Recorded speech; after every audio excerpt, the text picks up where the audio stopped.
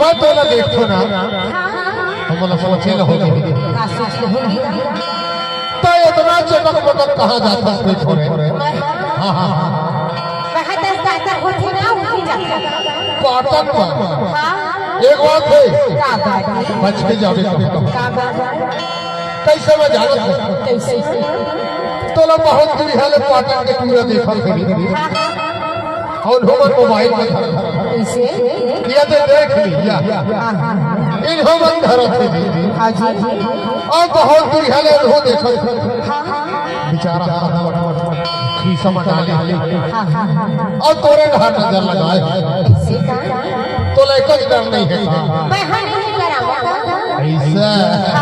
बड़ा तोर छाती बहुत बड़ी बड़ी हो ना ओहो देखा थे करी है और का थे जानो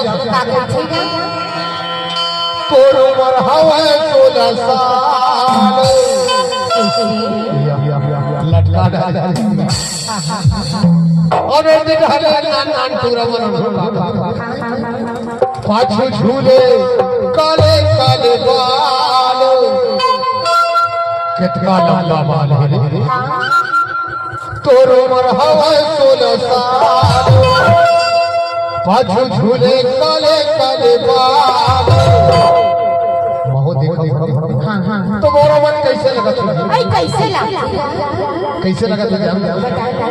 तहा जिंदगी के कर ले कमाल